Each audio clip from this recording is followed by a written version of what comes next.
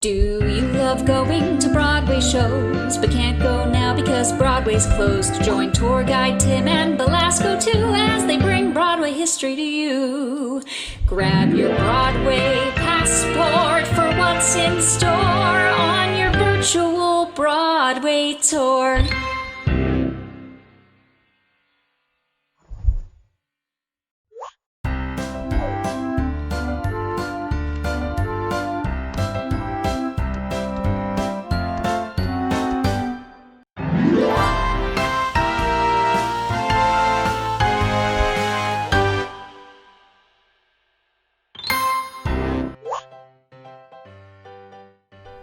In 1917, the Shubert brothers wanted to develop the land directly behind the Booth and Shubert theaters on 44th and 45th Streets. The Shuberts always kept a watchful eye on popular attractions overseas, and they knew that ice skating was all the rage in Europe. So they decided to erect a 4,000-seat ice palace on their land. This was to be modeled after the Admiral's Palace in Berlin, which had a huge ice rink and several tiers of seating. There, guests could enjoy dinner from box seats overlooking ice skating ballets and even partake in the popular sport themselves.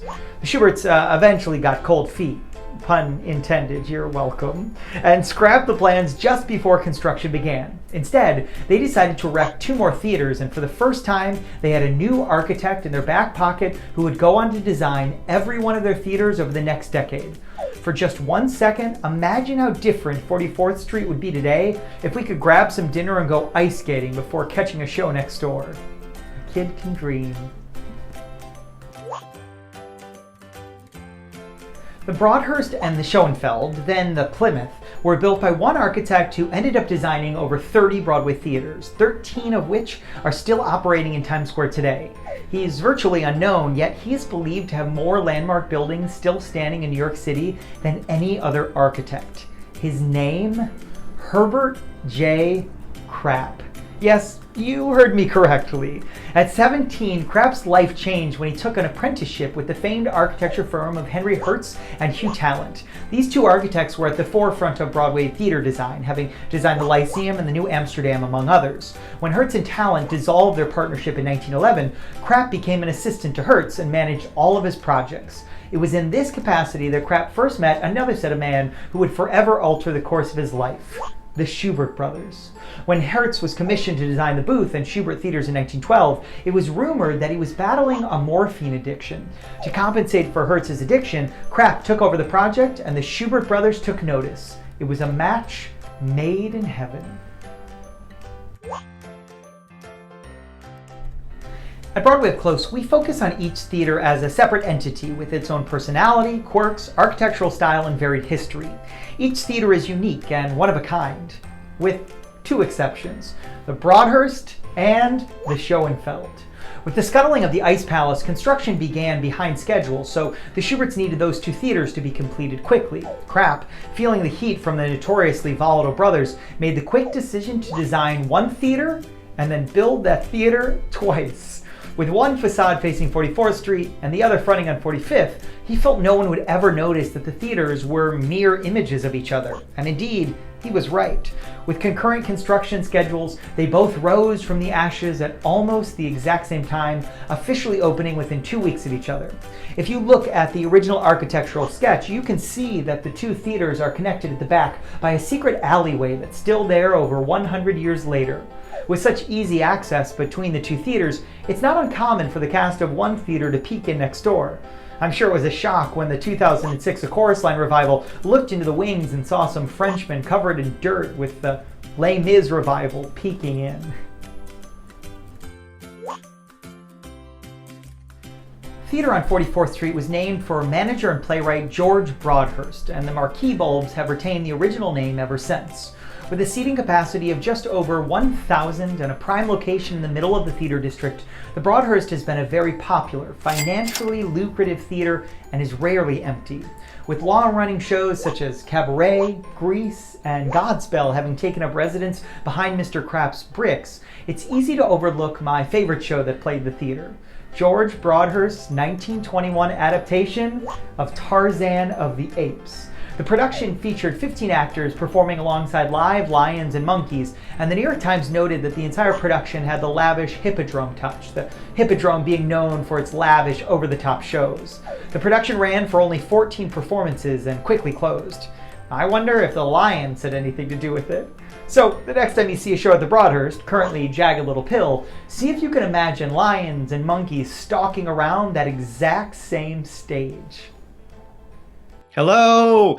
Happy Saturday Noon on Broadway as part of our Virtual Broadway Tour Series. Every week we're coming to you live with someone who has worked at the theater we're featuring that week. And this week we are joined by the incredible Neil Haskell from Tuck Everlasting at the Broadhurst Theater.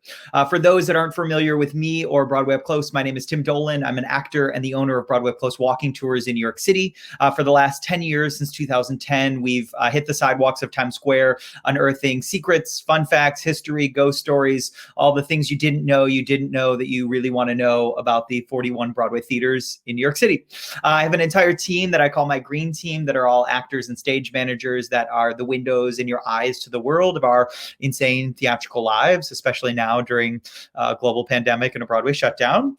You may have also seen our gift shop in the middle of Times Square is a 60 square foot green box with a ginormous 6 foot tall Broadway sign with 150 light bulbs spelling out my favorite word, Broadway, in the middle of Times Square. That is currently not on display because of COVID-19, but sure enough, soon enough, it will be, ? In addition to the 5 exterior tours that we've been doing for the last 10 years, this fall, I was so proud and lucky and honored to open our first interior Broadway tour, which is inside Broadway's oldest theater, the Hudson. For more info on that tour, our exterior tours, our gift shop, our merchandise online, any of that you can get at www.broadwayupclose.com.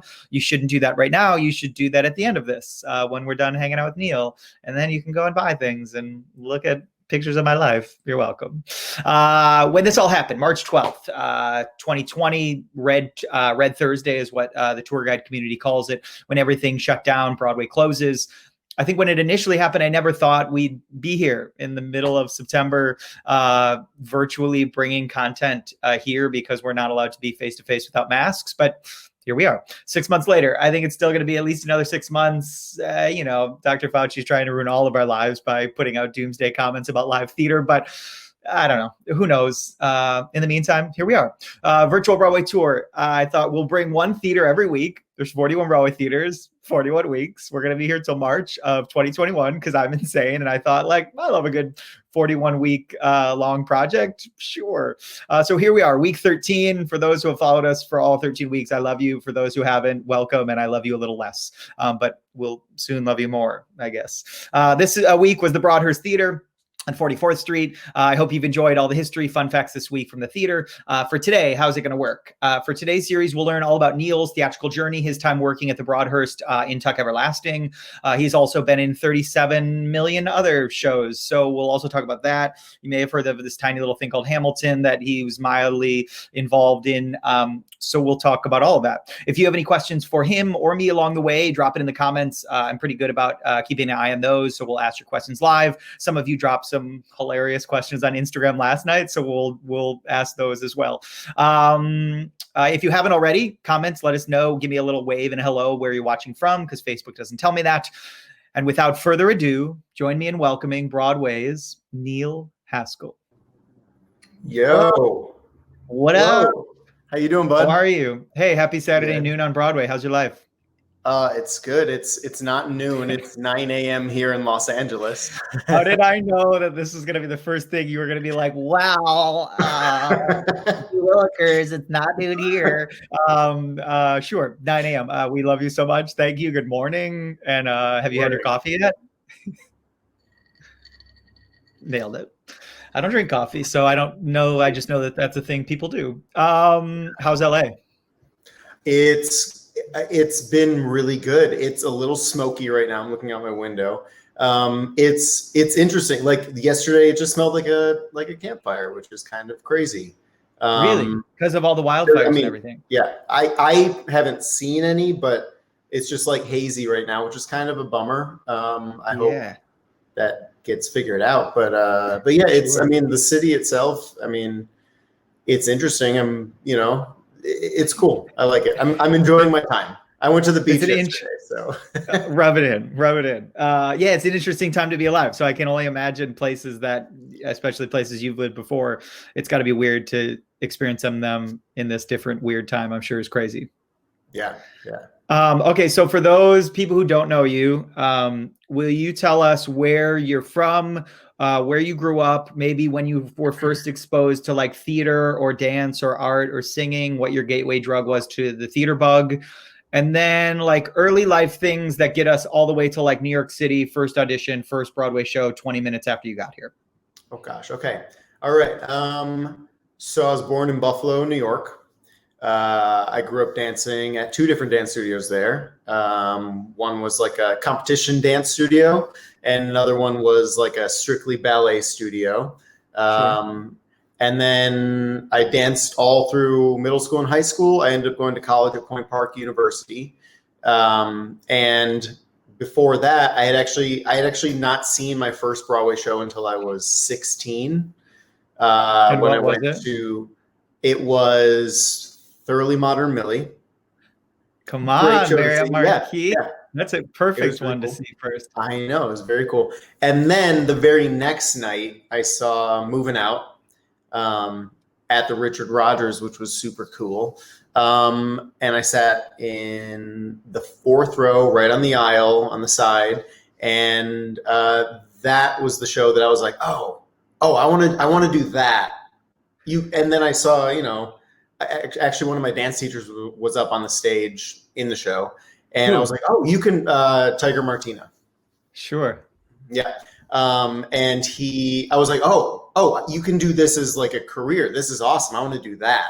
So I was like, cool, I want to be in a Twyla Tharp musical.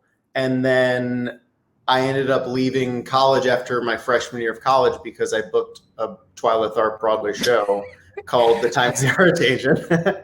Like only you. Cool, and I want this on the record right now. I want to say that only Neil Haskell is like, I think I want to be in a Twyla Tharp musical. And Twyla's like, hey, I'm writing this other musical that's going to close after 14 days. Want to be in that? And you're like, yes, I do. Hey, we lasted 3 weeks, not 2. Killed it. 21 performances, still got it. Or math, I guess more than that, maybe. Math's 24. Math is hard. Math is really hard this early. That's crazy. Okay, so Point Park, you auditioned for Times They Are Changing while you're at Point Park. How far were you into college? Yeah, I actually, it was probably close to spring break-ish when me and 4 other people drove to Dayton, Ohio, of all places. Point Park's in Pittsburgh, and we drove 4 hours to Dayton because they were holding Moving Out auditions because the tour was there. And Binder Casting sent some of their casting directors there to audition dancers and stuff. And I made it through the end of there. There were only like 15 guys there. I think they were trying to see people from Dayton Contemporary Dance, whatever the last C stands for, whatever. So there were a lot of dancers there. But I made it through the end of the cut. And then the casting director, Megan, she was like, oh, do you tumble?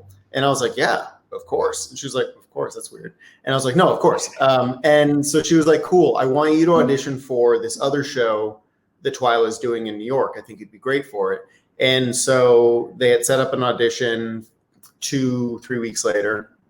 I flew into New York at like 7 a.m. that morning. I took a taxi to Ailey in Midtown, and I walk in, and in the dance studio is Twyla Tharp, a pianist, and one other dancer who ended up being in the show, but for the purpose of this was like her assistant. And my first experience auditioning for Twyla was a one-on-one for some reason. And I think it was like a pre-screen, but normally when you get like a pre-screen, you're doing it for like the assistants of the assistants, right? It was a pre-screen for Twyla with just Twyla. And then she was like, cool, can you stick around for this next audition? And then the next 3 hours was me with 8 other guys auditioning. And then she was like, cool, Neil, can you stick around for this next thing? And it was me with another 8 guys auditioning. So I was there from like 9 a.m. till 6, and I still hadn't had breakfast. And I was like, oh my God, I know I can stay. And this is you with presumably like Twyla Tharp dance, like Ron Todorowski, and like these people that are like her people, right? Mm-hmm. Ron, I think Ronnie was there. Keith Cool was there. Oh God, who was there? I feel like Marty. I mean, powerhouses. Like, and this is like you. All these people who I'd seen in Moving Out, who I was like, oh my God, these are my idols. And then I ended up going through a process of like 6 or 7 other auditions where I kept taking either a flight or a bus to New York and not buying like a bus ticket back until I knew when the audition was over. Because sometimes they would be like, oh, can you come back tomorrow? And so I did that like 6 or 7 times throughout the summer or the spring. And by the last one, the audition was actually at her apartment. It's crazy. I know it was 2006 or 5. Sure. But so I'm showing up there, and where's her apartment? I'm sitting there waiting. Beautiful.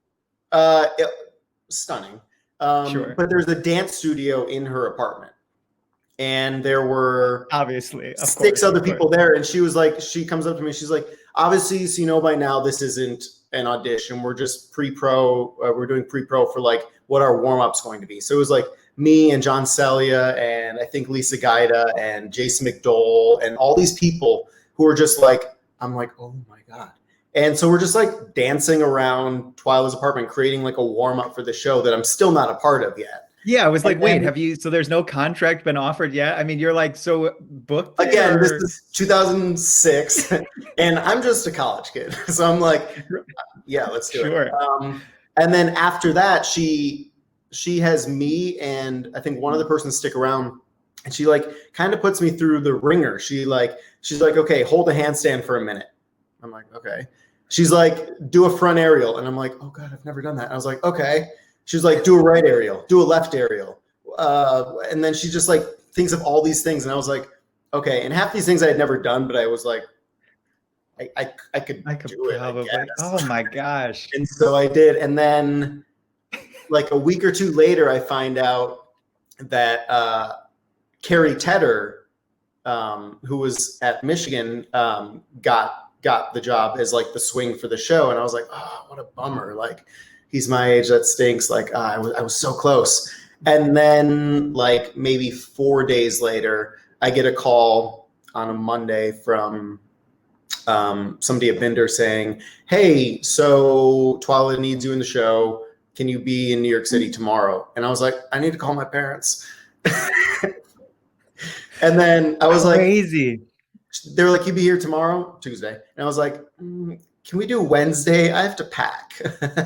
Oh my gosh. And so, so Wednesday I fly to New York. I think it's around like if I remember correctly, it was the 23rd of August. So I fly to New York. I drop my stuff off at where my friend is working behind the desk. He was working at Equinox. And I drop off my bags there. And then I take a cab to a costume fitting and then a cab up to Harlem where the rehearsal was. And then I start rehearsal for my first Broadway show. Crazy. You're a man of many talents, but I think your new talent is telling the craziest first audition story I've ever heard in my entire life. I don't think it's ever ended with that either. No, and I don't think I've ever heard an audition story that ever ended. I ended up in Twyla's apartment and she said, do a handstand for a minute. And then you did. And then I still didn't book it, but then I did book it and I left college and #booked it, #handstands. This is the craziest story I've ever heard in my life. Okay. So it's all downhill from here because I don't know how to top that. And you're like, that audition, Tuck Everlasting, I sang 16 bars and they were like, you booked it. but also can you hold a handstand? And I would challenge you and say, do you still do aerials and do you still do all this tumbling stuff? Because usually when we're getting beers, you don't, which is weird. Well, I've been known to do a backflip in a bar.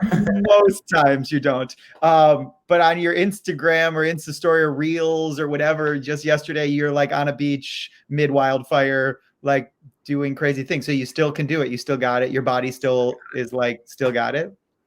Yeah, I can definitely move today still, even after doing all that. I'm not stiff at all. No, yesterday I was like, I need to get out. Like I worked out in the morning and then I was doing some, paperwork or whatever. And I was like, I have the rest of the day free. Let me go to the beach. And then I had gotten a new like tripod and like video camera thing that would like turn my phone and follow me. And I was like, let me just go test this out. And so I did. And then, I put it up on Instagram. In the ocean. In the ocean. Please watch. Maybe it's not open to the world. Maybe it's just close friends. I think if he does post it to the world, you have to watch when he almost loses said camera in the ocean. It's going really well. This presumably relation to you, Aaron, says handstand contest at family dinner. And if that's not on Instagram, we all hate you. Do better. Okay, so you book Times Are A-Changin'. It runs for 7 years. You have your first really healthy, steady Broadway paycheck. No, it runs for 20 ever performances. And then what happens? So I stick around New York and I consider going back to school around like Thanksgiving. I go and visit my school and friends at school, and I consider signing back up for classes. But then when like January rolls around, I'm like, I kind of want to keep, pursuing this and not, take a step back and go back to school. And so I'm like, auditioning and taking dance class in the city and looking for a job. And I end up doing like a week or so on One Life to Live at one point as like a boyfriend of a girl who, it was like a prom thing, and it ended up being like a musical episode, which was interesting. Hilarious. Okay. And then right after that, I auditioned for So You Think You Can Dance in the city and booking that. So I'm, in the city just taking dance class, preparing for the TV show. And So You Think You Can Dance, because I met you and much later, when you first started that, it feels like they kind of put you in this is the ballet guy, this is this guy. Were you ever pigeonholed into like, this is the guy who does that, the Broadway guy? Or was it just like, this guy comes along and he does everything, put him on the show? No, I think they had me like pinned as like, he does jazz and he does like tricks and gymnastics. And aerials. Whatever that means. And aerials. But then, I one of the other guys on the show, Danny Tidwell, who's, rest in peace. He's an incredible dancer. And so I'm just watching him throughout the weeks and I'm like, I want to dance like him.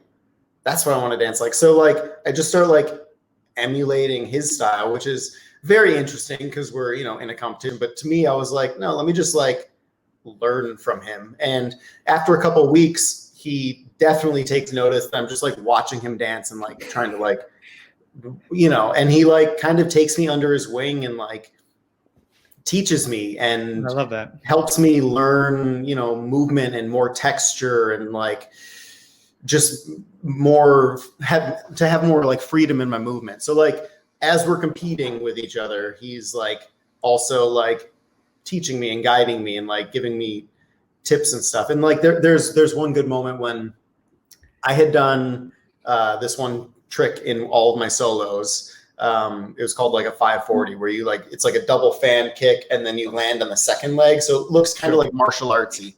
And Danny does those tricks as well. And when we did a duet together, we both did one. But when we were doing our solos, for some reason, me and Danny were like always in the bottom three, but we always like saved our lives with our solos. And then one week he looks at me, he's like, "Hey, I want to do a 540 this week." I was like, "Cool." He was like, no, you always do that.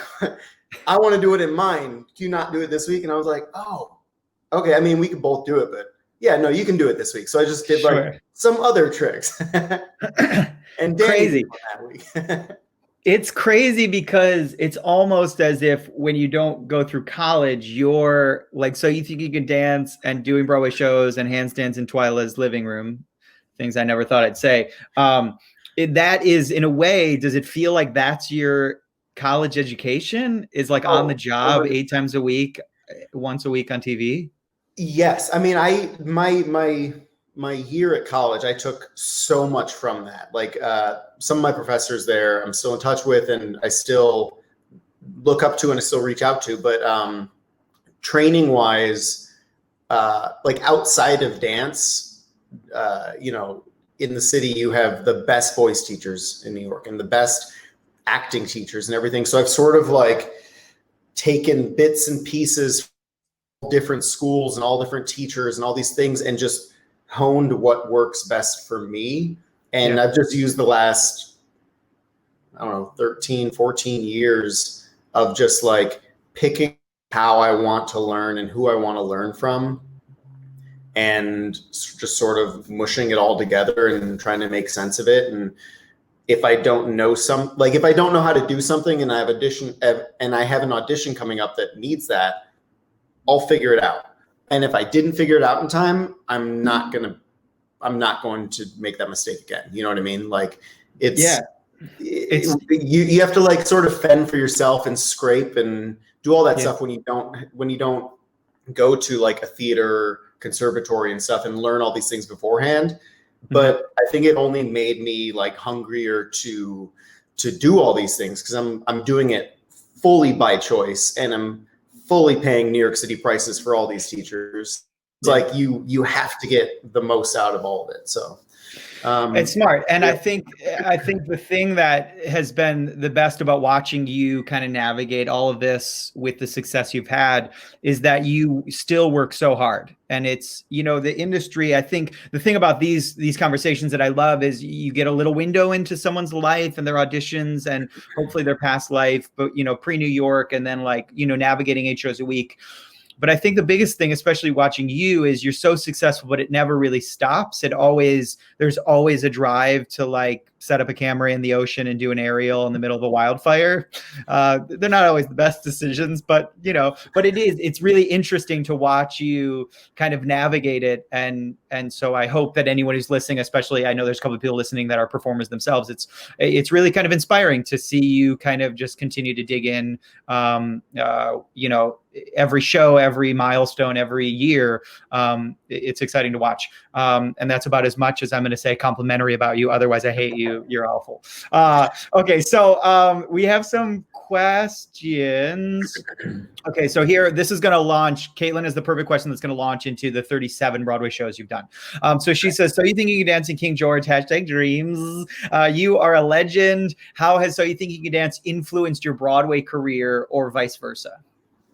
Okay, I will say I've done 3 shows now, 3 Broadway shows with Andy Blankenbuehler.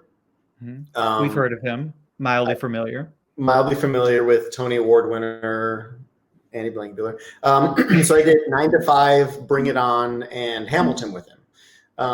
The reason I did 9 to 5 with him was because the way I was able to book 9 to 5 was I had done a benefit concert with Andy about 6 months before that. And it was, just like a free 2-week gig. But the reason Andy asked me to do that was because he had seen me on So You Think You Can Dance and, wanted to give it a shot working with me. So he was like, I have this benefit concert coming up. Why not ask this kid to do it? And it went really well, and we really enjoyed working together. So then 6 months later, at the time, is he Andy Blankenbuehler choreographer? Like, I just watched Every Little Step again about making a chorus line, and he gets cut, and you're like, oh, that's right. I mean, he was like a very successful dancer, as he was becoming Andy Blankenbuehler choreographer. Yeah, if my timeline lines up correctly, I think he had just done Apple Tree. which was his first, I think it was the first Broadway show he had choreographed at Studio 54. Yeah, Kristen Chenoweth and the whole thing. And it was before he had done In the Heights, because I think they were still pre-proing it, or maybe they had just done it off Broadway. So I was like familiar with Andy. Like, I think I had known him from, or had heard of him from, like, you know, convention and competition days or something. I was familiar with him. And so I had done that, and then 6 months later, we're doing 9 to 5, and that audition was just me and one other person, because they were in tech, and they had to let go of somebody for whatever reason that day. And so that night I get a call from agent saying, hey, can you be at an audition tomorrow at 11 a.m. For like an immediate replacement for 9 to 5. And so I go in at 11, it's me and one other dancer, and then Andy, and I don't know if there's an assistant. And then Telsey's office was there, you know, running the the thing. It was actually Bernie. And so we're dancing, we do 2 different combos, and then we go and sing. And then right after I'm done singing, Bernie looks at me, he's like, hey, you have the job, but you have the job unofficially, but you have to go meet Joe Mantello at the theater, and he has to approve you. And I was like, okay, cool. And so I go to the theater and I meet Joe, and he's like, great, cool. Thumbs up. Go on stage, because they're in tech and you need to start learning the show on stage. And so, like, we're doing, it was like a nightmare scene or whatever in 9 to 5. Like, they're like thinking about killing Hart, and we're in the middle of that, and it's like one of the really dark parts where we're all running around and all these things in like a big group, and they're like, cool, just they'll push you to where you need to go. And so I'm literally learning a Broadway show on stage in tech, just being pushed around by the other actors and dancers. And that's my life for the next 2 weeks. And at the same time, I'm also doing Altar Boys at night. And with the off-Broadway contract, you have a 9-day out, or at least you had one at that time. So I called my Altar Boys people, and they're like, oh my God, that's amazing. You booked a Broadway show. Cool. 9 days notice. So do the show for the next 9 days while you're rehearsing 9 to 5 in the morning, teching it in the afternoon, come do the show at night. And then a week after that is when preview started for 9 to 5. So it was about a 2-week process of learning the show in a rehearsal studio from like 10 to 1, having lunch, and then from 2 to 6 doing just like doing what I learned in that rehearsal on stage, in tech, in full costume. And then 2 weeks later, we have our first audience. So it was a very rushed situation. That's to say the least. That's crazy. Okay, so Altar Boys, I was going to ask you, because you think you can dance, you're in a Twyla Tharp musical, you've danced your whole life. Obviously, the thing that figures prominently in this is dance. And so, but through all of this, you know how to talk and act, but also like you can sing and hold things and hold a prop while talking and singing at the same time is really quite remarkable. That'll be, again, the only other comment to give you a compliment.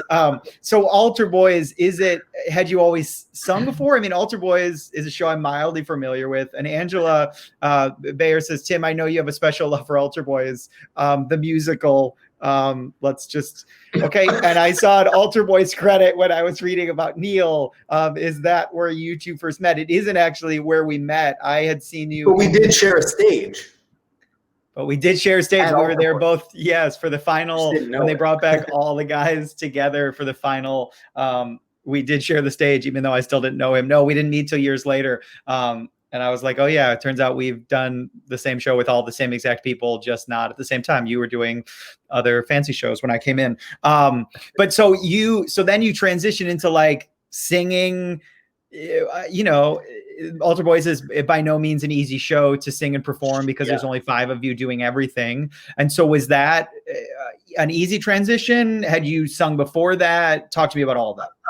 So, I had grown up singing in chorus or whatever. And, so I knew how to like read sheet music. I knew how to sing. I didn't really know how to combine. I'd done theater growing up, whatever. It just never on like a professional level where I had like, you need to have these tight harmonies doing these things. I actually turned down my first audition for Altar Boys because I was like, I can't do that. That's like Tyler Maynard did that show. Like, that's crazy. Like, I can't sing like Tyler. That's crazy. And then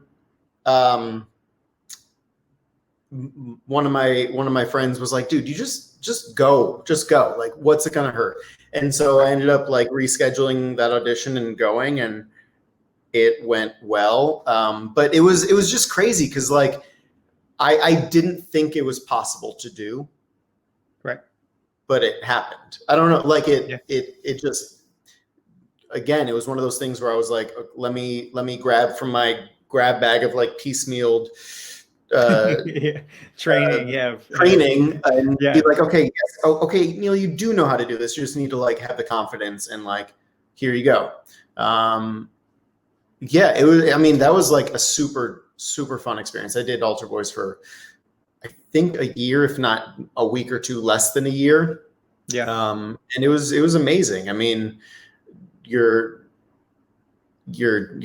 dancing and working with these four on stage, very talented guys, and a couple swings backstage. And again, I'm learning from them as we're going, kind of like I learned from Danny. Like, I'm like, oh, cool, you're an amazing singer. Let me figure out how you're doing that. Yeah. Like you're funny. Let me figure out how you're doing that. And like, you just sort of figure it out. Yeah. Navigate it all. Yeah. It's wild how much you can learn doing something 8 times a week. That's I had a college professor who was like, you don't tap dance? Well, like, just tap enough to get a show, and then you'll do it 8 times a week. And then that's when you learn to tap dance. And that's truly when I do White Christmas 8,000 years ago. That was the show I learned. It was better than any tap class I could have ever taken. That's awesome. Okay, let's fast forward in life. So then you do other shows. So you do 9 to 5. Walk us through all the Broadway shows you did. After 9 to 5, then you went into 9 to 5. Then I moved back out to Los Angeles to do So You Think again as an all-star. But then after that, I did the West Side Story tour. That's right. And then I did the Bring It On tour, which led to Bring It On Broadway. Crazy. And then I went back out to Los Angeles. And I came back to New York, and I did Cinderella, which I was a swing for the last 6 months of. And then I did Tuck Everlasting out of town. That's right. Came back and started with Hamilton when it transferred to Broadway. Left that to do Tuck on Broadway. Mm-hmm. That closed. The Tonys happened, and then the day after the Tonys was my first rehearsal back in Hamilton. Crazy. And then you went from swing in Hamilton to Charles Lee in this next section, correct? Yes. So I was a swing for the first 8 months of the Broadway run, and then I left for three and a half months, and then I came back when the Charles Lee track opened up, and I did that for about 2.5, maybe 3 years, and then I went on tour with Hamilton as King George. So I've gone through like the gambit of Hamilton. It's like, you got to start here and you can end up over here, but you got to go through all this stuff. Yeah. And so this is Linda, who we love. She says, is King George III your first non-dance role? I love the show in February and was sad my March tickets were canceled. I hate that, but I'm glad you got to see the show in February. Is that your first non-dance role, would you say? It's the first non-dance role of that caliber, if you will. Magnitude, yeah. Magnitude. And we will. Actually, I want to say my first like non-dance role was in a nymph show. Really? Remember when nymph was a thing? Yeah. Rest in peace. This show ended up being an off-Broadway show, and Jason Gauthier ended up playing the role off-Broadway. But it was called Effing Up Everything. Oh, yeah. Yeah. Hilarious. I didn't know you were involved with that. Remember that? Yeah, I did the nymph version of that. I played Jake, the Brooklyn singer guy, and I just had to scream sing a lot of very high music, and Great. yeah, it was fun. Yeah. Okay. That's actually where I met Kate Rockwell, who ended up doing Bring It On, and now she's in Mean Girls and everything too. And everything taking over the world. This is Caitlin again. She says, so how hasn't King George had a front aerial written into his track yet on the tour? That's what I'm saying. Work on that. Well, we have one more. I did add some batu or some entrecots or entrecôtes or whatever you have to see it. You got to come to the tour to see it. Great. If and when we're allowed to ever theater in person together again. There was one more Hamilton question, and I'm sure. Oh, wait. Hold on. It was from yesterday on Instagram. Let me figure out my life. And it says, Gypsy Hipster on Instagram says, what's more challenging, dancing in kitten heels or singing in tights? Do you know Gypsy Hipster? Who is this? I sure do. He I had a feeling. May or may not be our hair and wig master on tour. Perfect. Gypsy Hipster, I like you. So real question, what's harder? Answer it. I will say King George wears, I guess you would call them kitten heels. I don't know. They're like little situations. And my first time going on for King George in New York as an understudy, I walk out there and I'm wearing a cape, everything. And these heels, I've never worn heels before, but they should not be difficult to walk in. But because I'm so nervous and my knees are like chattering, thankfully they were covered up by the cloak situation. But I'm trying to walk in those, and my feet are like, and it was very scary. So I'm gonna have to go with the kitten heels. But I've gotten pretty used to them. I'm doing like some jumps and some fun dancing during what's that? Never gonna be president now. Never gonna be president. During that part, I'm doing some fun little dancing stuff. So. All right, sure. And for those who haven't seen Neil as King George, this is the only photo I could find of you in the show. So there you are, looking so good. Just looking very kingly. Okay, Tug Everlasting. Since that's why we're here, let's finish our conversation today talking about the Broadhurst. Sure. Tell me when you got involved with the show, maybe a favorite memory from the show, and then maybe a favorite memory from the Broadhurst. Okay. I got involved with the show. I auditioned for Casey Nicola at the end of December of 2014. We did the out of town run in Atlanta for a month and a half. So that was awesome. But then I actually found out the show got greenlit to go to Broadway as I'm walking into the room for my Hamilton audition. And it's the same casting director. And she goes, just make sure you know that this Tuck is greenlit. So if you do both, you have to just make sure, it's on the, so that was exciting. But yeah, so this is when you came home. I think you came over to my apartment, and you, like the week later or the end of that week, you were like, I think I made Broadway history. You're the one to know. And I was like, tell me how Neil Haskell made Broadway history. And he was like, I booked 3 Broadway shows in 1 week. And I was like, I actually think you did make history. That's the craziest thing. And you ended up getting to do 2 out of 3 of them, which is also crazy. I got to do 2 out of 3, which was awesome. Crazy. So we did. Oh yeah. So then it transferred to New York or whatever. And that was amazing. I think my favorite moment, there was a part of the show near the end of Act 1 where we were at the fair, and it was just like a cardio dance night. Hey, there it is. Yeah. Yeah. I was like, wait, I think I have this. That's amazing. Good timing. And it was just like a heart rate cardio, like nightmare. Like if you don't lose 15 pounds doing this show, that like if this show ran for a year, I would have been dead. Yeah. But I remember looking at Lisa Gaida near the end of one of these dances, and we're just like doing a little like shuffle situation, and we look at each other, and both of our eyes are like screaming "help me" at each other because neither of us can breathe. Which is crazy because at that point she had done like 38,000 shows, and you had done 37,000, which is crazy. Yeah, I think Tuck Everlasting was her 18th Broadway show.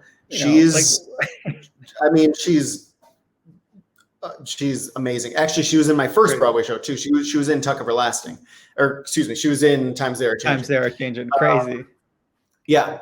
And then I think my favorite thing about the Broadhurst is, okay, so the dressing rooms are up this like big winding staircase. And if you don't know about Broadway dressing rooms and stuff, the ensemble always has to like go up like 5, 6, 7, 8 flights of stairs.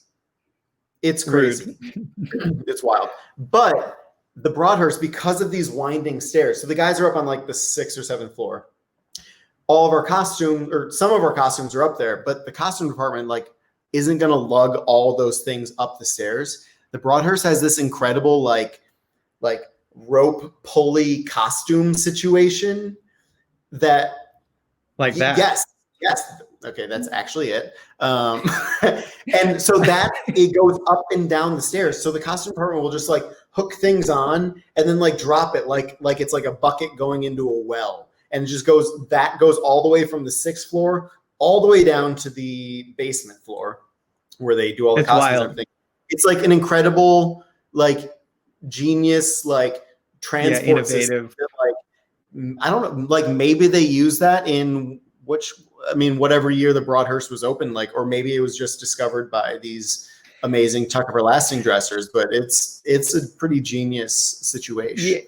Yeah, when you told me about it, I was like, what? I have to see this and I have to take pictures. And he was one flight above, he being Neil, and he was like, wait, look up. And I was like, what, you want to capture my face looking at Broadway Genius? And he was like, yes. And so this is my face looking at Broadway Genius. And that's you looking down the stairs that every ensemble member that's ever worked at the Broadhurst since 1917 has had to walk up, which is wild. So using that costume rope, so me and Brandon Espinoza had who is in this photo, that's him there on the side. Left, stage right, our left. We are we're like long lost brothers. We're just like super goofy together. And so we created like a little like short episode, we're just like, oh, this would be funny. We should film this. This would be funny. We should film this. So there's one where somebody had sent a doll, like a 3-foot doll of one of the girls, one of the dancers in the show, and it was in the exact same costume, exact same hair, everything. Like I think they had actually gotten like this like fabric from the fabric shop where Greg Barnes had got created. Right. Yeah. And so there's this doll there and it's like really awesome, but it like just sits there and stares at us all the time. So it was a little creepy. But we filmed this video where like the premise is I have very sweaty hands. I don't, but I have very sweaty hands and I try to save Deanna's life. And all of a sudden I can't save her life. And she falls down that stairwell pit. And we're like, oh, the best way to film this is by tying the doll to that string and filming her going down and falling down that pit of despair. And it was some pretty genius iPhone special effects. I think you might think it's the real person falling down the stairs. So you should. I'll try to find that video and post it on my story on my Instagram or something, just so people can find it. I'll try to put it up today. It's genius. The video makes no sense, but our special effects department, aka Brandon's iPhone, was pretty killer. I think we had something going there. And if you wanted to look for us on the Instagram, it was Neil Noza sketch. Noza like Brandon Espinoza. It's awesome. We haven't made a video like that in like 2 years, but yeah, you gotta. Awesome. I don't know what you've been doing in quarantine. Like, figure your life out and do better. Come on. This is Tom, who we love. He says 8 floors because Broadway theaters are weird as shit. So last week when Caitlin was on, she was talking about the Longacre and the stairs and the backstage, and she was like, yeah, they're just so weird as shit. And so we're working on making keychains that say Broadway theaters are weird as shit. So Thank you, nice. Tom, for reinforcing on that. Like a little like green poop emoji or something. Maybe we might have to. I haven't creatively designed it yet. I'm out of town, but we're working on it. Give you the best merch ideas. Yeah, you have the best. They definitely sell. I definitely don't blame you when things don't sell. It's great. Craig Chu says, this is the best costume dumbwaiter, is the best thing I've ever heard. Craig, as evidenced by my face, I can't help but agree. And then I have to say my one, well, yeah, like a dumbwaiter, you know, like in a hotel when it's like dumbwaiter, food. Oh, yeah, of course. Yeah. That waiter's so dumb. You're welcome. So when I went and saw Tug Everlasting, the whole show is about the Fountain of Youth and this whole thing. And I said to him, like, when everyone looks in, like, what's in there? And you were like, oh, it's like a brownie dish and like some rubber duckies. And I was going through photos in preparation for you coming on today. And I was like, oh yeah, remember that brownie dish? Pyrex or whatever. So for those who were curious, for the 20 people who saw it, I mean, they were going to have like that full pond, like, you know, full of water, but then I think they realized they would need to like have a system where it would like move the water and or else it would like mold. And so they're like, screw it, let's just put a Pyrex in there. And then I think one of the crew guys put a rubber ducky in there. So yeah. Broadway. Yeah. Okay, we have a couple last questions. This one's a real quick one from Yogi Doggy. He says, what happened to your blonde hair? It's crazy. It grew out. It's weird. It's weird. Yeah. Hair is a weird thing. Treetop Fly says, when you play King and Ham, are you also in the chorus and other numbers, or just the King? P.S. I love you. Just the King. And in my off time, I started learning French. I would have two and oui. I didn't know that.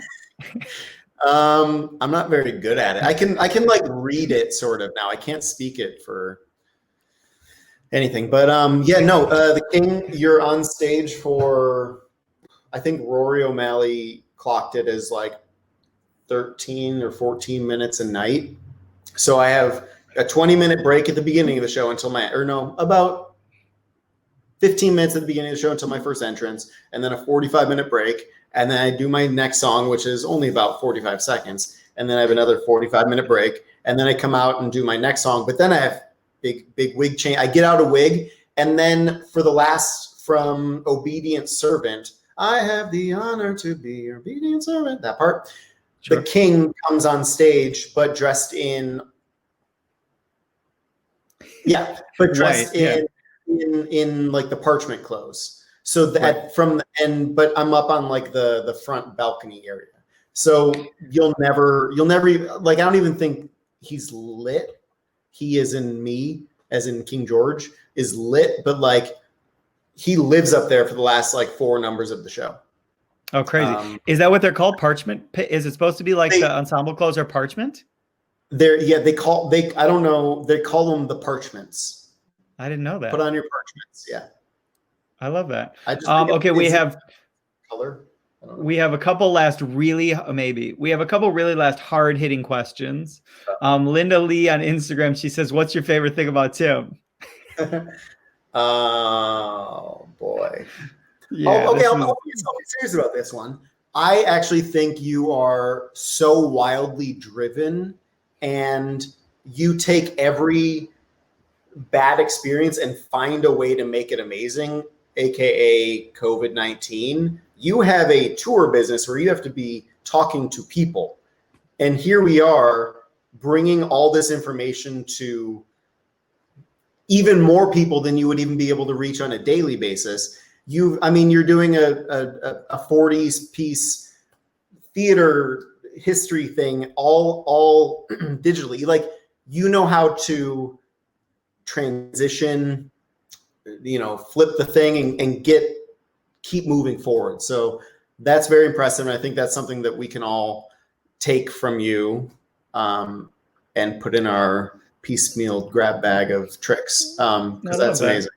Yeah. Thank you. I was not, I was thinking this was going to be like humorous, but I love that. Thank you.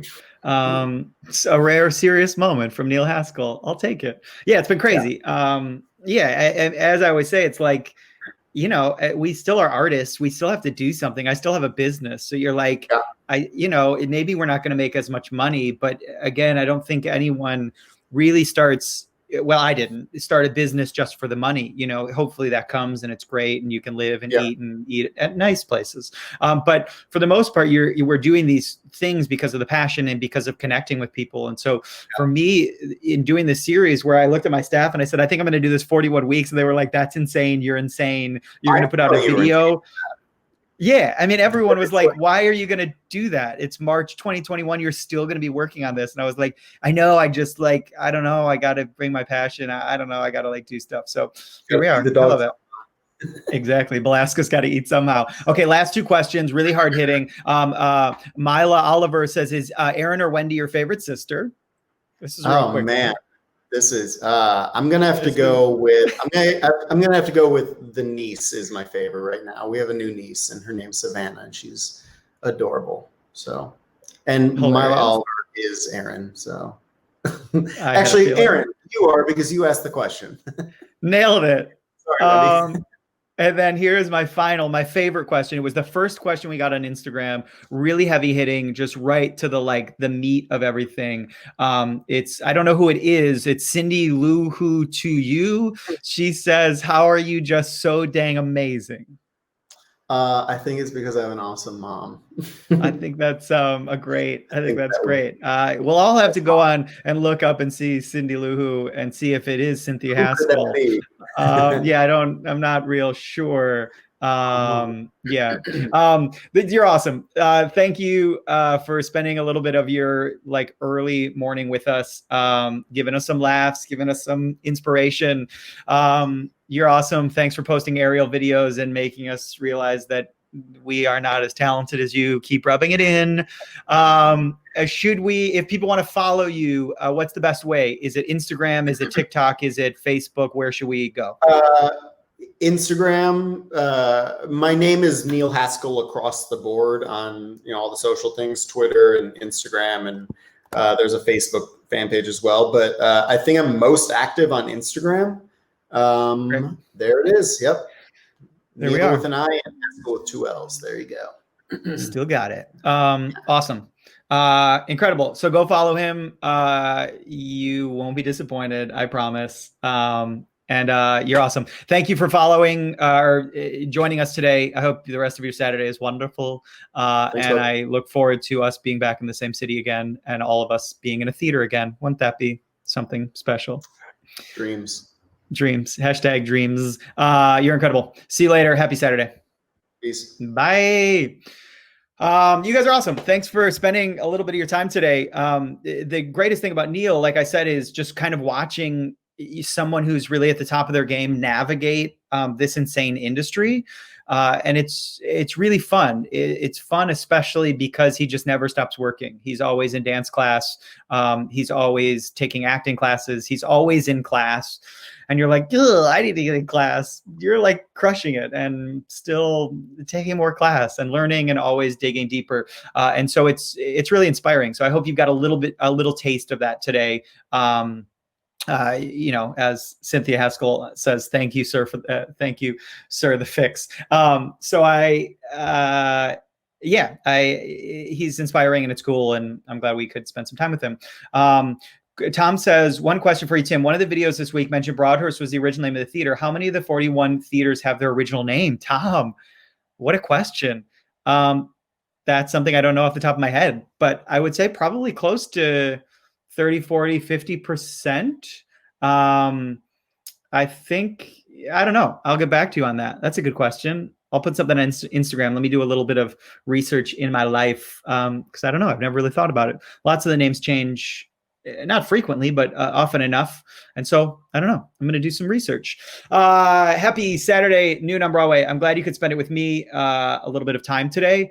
For those who are still sticking around and are interested, of course, in merchandise and things like that, you can do that on our website, BroadwayUpClose.com/souvenirs. I'm in Michigan currently with family for another couple days, and then I'm back on Monday. And then next week we have in advance of our big playbill class that we have coming up on Wednesday, we have a new apparel t-shirt coming out, which I think you'll like. I hope you like.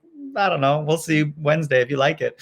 And then we have some new other merch coming. I have lots of things down the pike, so get ready for those. Souvenirs, BroadwayClose.com. Souvenirs is where you'll get that. And then if you follow us or don't follow us, you probably follow us on Facebook because you're here. If you don't, hit like and get all of our updates. You can also follow us on Instagram at BroadwayUpClose.com. If you want our emails, every once in a while, we have discounts in our emails. I stress the word every once in a while. Not a lot, but we do some discounts. Fun facts, lots of updates on us. You can join our mailing list at our website, www.BroadwayUpClose.com. If you missed anything this week and you just want it in one kind of binge-worthy, straightforward package, that's on our YouTube. That'll be up by tomorrow night. Every Sunday is when we post. And then Monday, we're on to a new theater. I have a feeling if you've watched this week, you know what the next theater is because it's identical to the Broadhurst. We have a really fun guest for next week that I really think you're going to love. And I hope you all have a good week until then. Happy Saturday noon on Broadway. Thanks for joining us, and I will see you next week.